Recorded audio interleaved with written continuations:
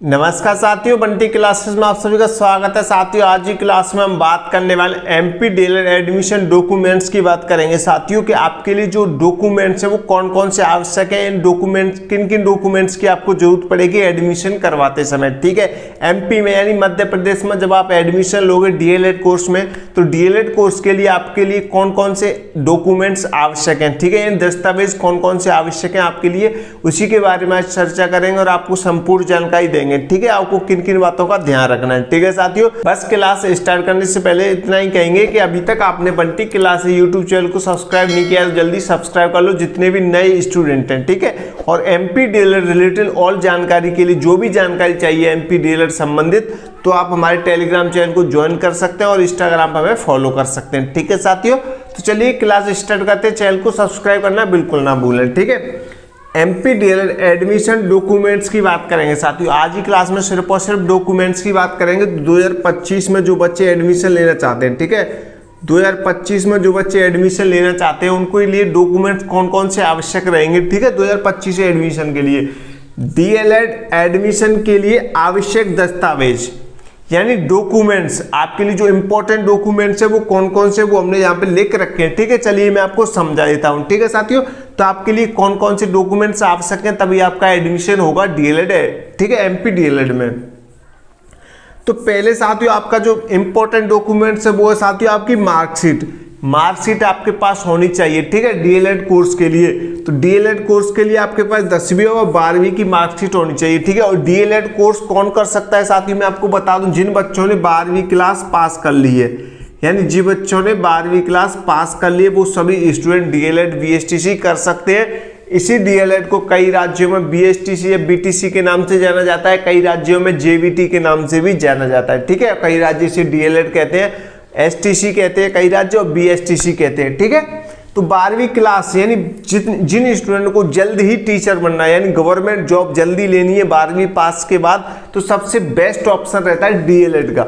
यानी आपको 12th आपकी 12वीं क्लास कंप्लीट, साथ ही आप डीएलएड बीएसटीसी कीजिए, उसके बाद अपनी टीचर यानी 3rd ग्रेड टीचर का एग्जाम दीजिए और आप टीचर बन गए अपनी अच्छी मेहनत के साथ तैयारी करेंगे तो। ठीक है, जल्दी टीचर बनना है 2-3 साल में ही 12th के बाद, तो सबसे बेस्ट ऑप्शन रहता है डीएलएड बीएसटीसी करने का। ठीक है, 12th पास स्टूडेंट कर सकते हैं। लेकिन हम एमपी की बात करें साथियों, तो एमपी में परसेंटेज के आधार पर एडमिशन होता है। आपकी 12वीं क्लास में जितनी ज्यादा अच्छी परसेंटेज होगी उतनी ही जल्दी आपको एक बेस्ट कॉलेज में आपका एडमिशन हो जाएगा। आपकी जितनी ज़्यादा परसेंटेज रहेगी तो आपको सबसे पहले गवर्नमेंट कॉलेज दी जाएगी।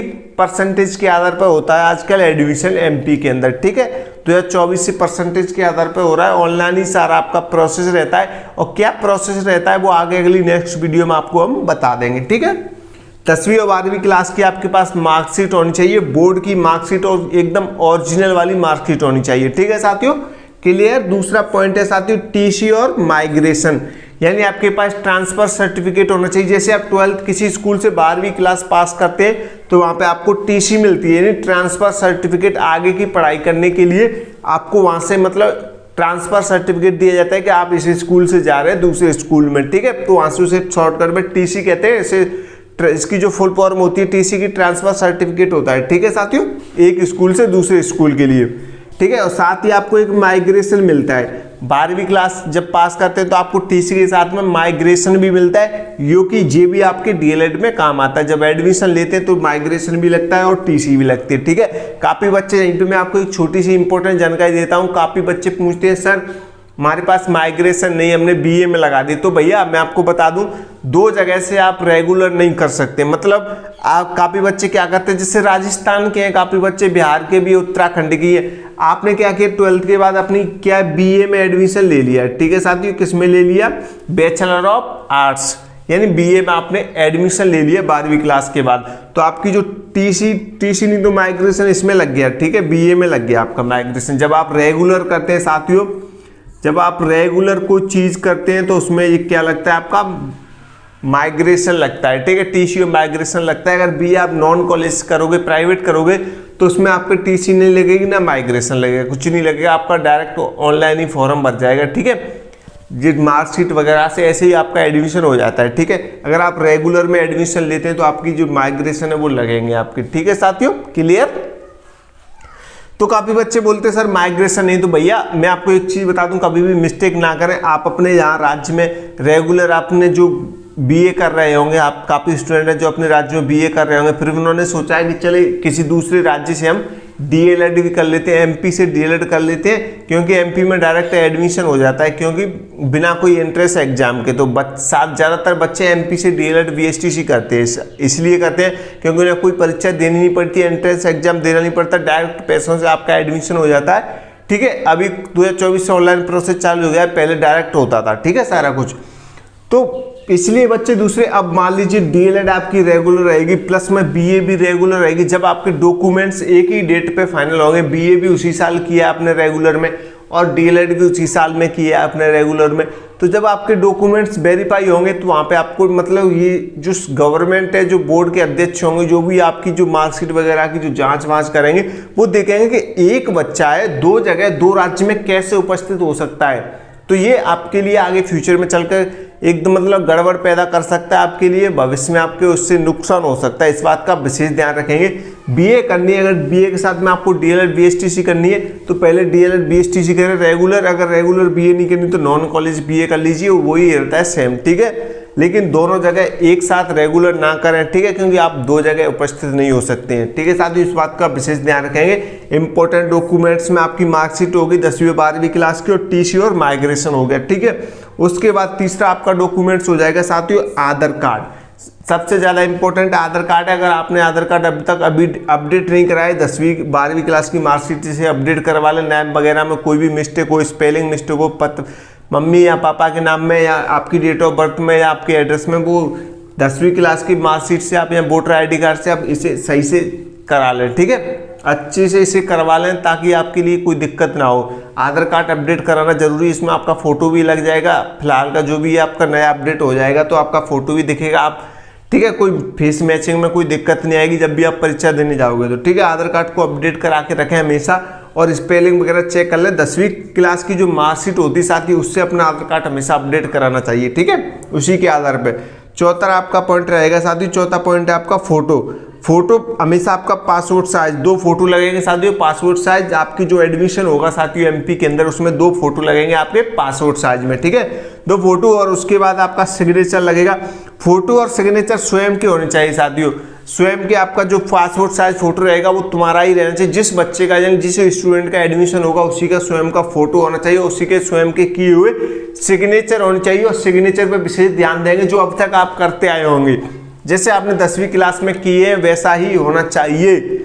जैसे काफी बच्चे 10वीं क्लास में तो ऐसे लिख दिए उसी किसी का नाम, जैसे कि मान लीजिए अमन है। ठीक है, किसी बच्चे का नाम अमन है तो उसने अमन लिख दिया। ठीक है, इतना लिख दिया, 10वीं क्लास में यही चल रहा है अमन।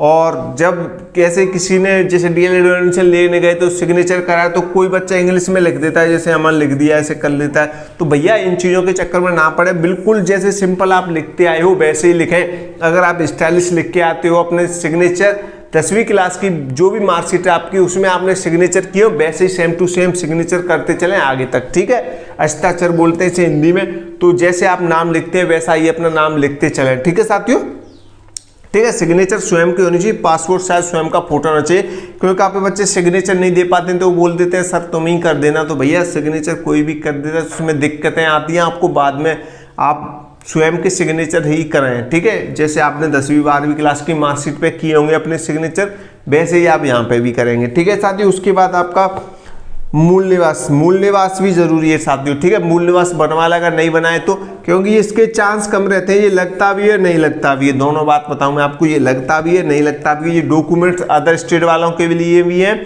और जो एमपी के मूल निवासी हैं उनके लिए भी है। एमपी के जो मूल निवासी उनका तो मूल निवास 100% लगता है, लेकिन जो अदर स्टेट वाले हैं उनका भी लगता है नहीं लगता है, लेकिन आप बनवा के रखें। मान लीजिए आपका मूल निवास लगता है, आप चाहे अदर स्टेट वाले हो चाहे एमपी के ही हों, कहीं के भी हों आप, तो फिर आप एंड टाइम पे आके अगर आपके पास मूल निवास नहीं बना होगा तो आप एंड टाइम पे लगा तो आप कहाँ से बनवाओगे। ठीक है, इसलिए मूल निवास पहले ही बनवा के रखा है जो बच्चे एडमिशन लेना चाहते हैं 2025 में। ठीक है, 2025 का जो सेशन है साथी वो 2025 से लेकर 2027 तक चलेगा। कहाँ तक चलेगा? 2027 तक चलेगा। ठीक है साथियों, 2 वर्ष का डीएलएड का कोर्स होता है, अच्छे से कीजिए, कोई दिक्कत नहीं। ठीक है, ये आपके इंपॉर्टेंट डॉक्यूमेंट्स हैं। ठीक है, ये 4 तो आपके मेन है साथियों, ये 4 मेन है मूल निवास को छोड़कर, लेकिन मूल निवास भी आप बनवा के रखें, ठीक है साथियों, कभी भी जरूरत पड़ सकती है तो आपको दिक्कत नहीं रहेगी। आधार कार्ड अपडेट नहीं है तो आधार कार्ड को अपडेट करा लो। और एडमिशन की अभी कोई डेट आई नहीं है, जैसे डेट आएगी हम आपको बताएंगे, आप हमसे जुड़े रहें, ठीक है साथियों। ये डॉक्यूमेंट्स हैं, इनकी पीडीएफ बनाकर अच्छे से अभी से रख लें, तैयार कर लें, ठीक है, अच्छे से